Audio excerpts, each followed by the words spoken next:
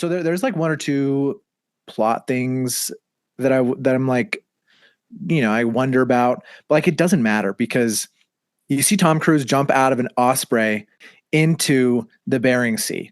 It Yeah. just doesn't matter. You see Tom Cruise and it's an Okay. amazing fight scene. Like it doesn't matter because what you're seeing on screen is just so heart pounding. I was literally like, I went in and I checked my heart rate on my Hmm. phone after, and my heart rate was spiking during.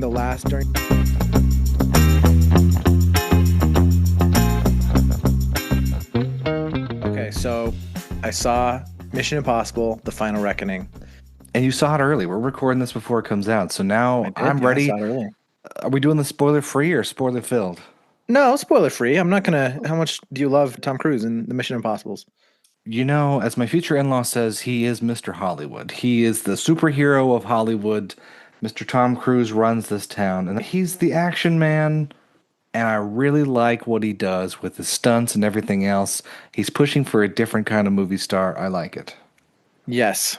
So I'm a big fan of the Mission Impossible movies. Like it's one of those rare franchises that just got better with age. Yeah, Like you watch Mission Impossible 1 and it's a little goofy because it's it based off a is. TV show from like the 60s and it's a little goofy, but still good, you know? Yeah. And then Mission Impossible 2, weird as hell. It's a John Woo film. It's a complete tonal shift, just so like early 2000s and its approach to action and cinematography. Like it's cringe by today's standards. And then you get Mission Impossible 3, which was J.J. Abrams, and it was like a complete tonal shift back into taking itself seriously. And it was just really, really good. And it did the J.J. Abrams thing of the mystery box thing because they're after the rabbit's foot, and we didn't really know what that was other than it was like a big deal. And then you get 4 and 5 and 6, which just kept escalating in quality. And number 6, which was Mission Impossible Fallout with Henry Cavill, was just tremendous. Like I think this is the high point for the entire franchise. Yeah. Like Mission Impossible Fallout, from the set, the soundtrack, the cinematography to the writing, the acting, the stunt work, amazing. Just like it's the high point. And then the last two, 7 and 8, Dead Reckoning and Final Reckoning, are two parters. So rather than having a singular movie, they broke the plot down into two different movies because that's what you do when you're trying to tell big stories. Of course. And of course, in Dead Reckoning, what we find is basically the bad guy is an artificial intelligence, and what a relevant topic it is. They call it the entity, and in the movie, it's revealed that the United States developed this artificial intelligence, but then like used it, and then it lost control of it because it became self-aware, like all artificial intelligences do. They Yeah. become self-aware, and then they essentially lost it in the digital infrastructure of the world.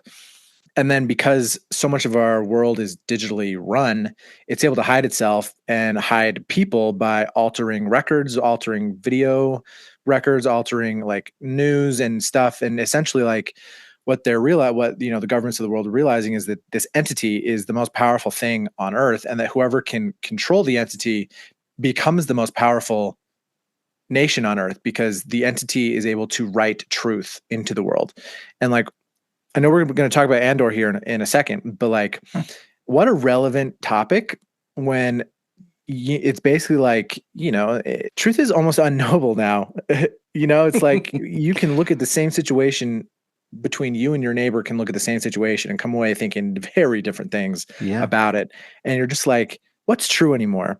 And so, to have a plot device in a Mission Impossible movie where it's like the person who gets this gets to write truth, very relevant, very powerful. And so Tom Cruise's character, Ethan Hunt, is like, no nation on earth should have this power because it is more than anyone can have. And he's like, I'm just going to kill the entity. And so then it's a whole chase for this cruciform key, blah, blah, blah, whatever. It's fun. It's a great movie, very fun. And then he gets it at the end, and then he runs off and he escapes capture. And that's pretty much where we pick up in Final Reckoning. That's a pretty Yeah. good wrap up of Mission Yeah. Impossible 7. Yeah. And so Final Reckoning was highly anticipated, but it sounds like from the trades and otherwise, there's a ton riding on this movie. Because the last one came out, made some good money, but it was right around Barbenheimer, and it was not the best time for this to come out. And Hmm. so everyone's kind of like, "Ooh, is Tom Cruise going to lose it, or this or that, or whatever?" It's honestly just journalists need something to talk about. As Yeah. us doing our own hobbyist podcast, journalists need something to say that's going to spark outrage, and they're going to hope that they're right. Yeah. So, do you feel like for everyone going to the theaters and for reporters, this satisfies the eighth installment, whether or not it be the real last one? Yes and no. Like, Okay. it's kind of it's forever a mystery on whether or not this is going to be the final Mission Impossible movie. Yeah. At least the final one starring Tom Cruise in any substantive like role. Like I Hmm. can imagine a Mission Impossible. I mean, I don't want to spoil it on No, whether or go. not Tom Cruise even lives. You know, Ooh, yeah. it's the final reckoning. We don't even. I mean, I know, but but you don't know, and The the world audience doesn't doesn't know know. yet. Yeah. But I could imagine a version of this franchise in the future that doesn't have Tom Cruise at the heart of it, right? Where you just like like Possible is just based on real world like quality cinematic filmmaking that is based around like three or four insane stunts, Yeah. you know, where like they're not CG stunts. You don't have, you try your best to get the actor in there doing it. But yeah, so yes, Final Reckoning delivers. When I walked out, like in the middle of the movie, I was just thinking to myself, this is so much movie. It's What, like 2 hours, 49 minutes? yeah, not just because it's almost 3 hours. Yeah. It's certainly a lot of movie in that respect, but damn, it's just like a 3 hour adrenaline ride. It just goes and it just goes hard with everything. And there are certainly some like maybe some fridge logic or like just some parts where you're scratching your head, or like some plot points where you're like, wait, why is this person in a hospital bed? Like Interesting. I have Okay. no idea why this is. They never like explain it, but then they just keep carrying on. So there's like one or two plot things that I'm like, I wonder about, but like it doesn't matter because you see Tom Cruise jump out of an Osprey heliplane into the Bering Sea. It Yeah. just doesn't matter. You see Tom Cruise in his undies fight in a steamy, wow, that sounds homoerotic. The steamy Continue. submarine room, and it's an Okay. amazing fight scene. Like it doesn't matter because what you're seeing on screen is just so heart pounding. I was literally like, I went in and I checked my heart rate on my Hmm. phone after, and my heart rate was spiking during like the final. Wow. Final like event. Obviously we've seen in the trailers. It's the planes. It's where he's like Yeah. with the biplanes. It's a fantastic piece of just action cinema. I will say I still think Fallout is my favorite of them all. Okay. This one does a really good job of making it seem like um that the actions that all of the movies lead to this one. Not just Dead Mm. Reckoning, but all the other movies led to this one. And that they do a really good job of tying in other pieces from earlier movies in ways that I wasn't expecting. And I thought they did a really good job at that. I think one of the hallmarks of the Mission Impossible franchise, especially over the last three of them, Yeah. has been everyone is just perplexed by Ethan Hunt. He is an insane man who is either the world's greatest supervillain or just like a one of a kind person who can do these insane things and just not take credit for it. And they do a really good job at highlighting that aspect of Ethan Hunt's character in this movie. And also the support roles, you've got Benji, Luther, Haley Atwell's character is Grace. Hmm. Everyone shows up and does a great job. You know, like I feel like, maybe Haley Atwell's character Grace maybe had a little bit more charm in the first one where she was just kind of a pickpocket going around. She had some mischievousness.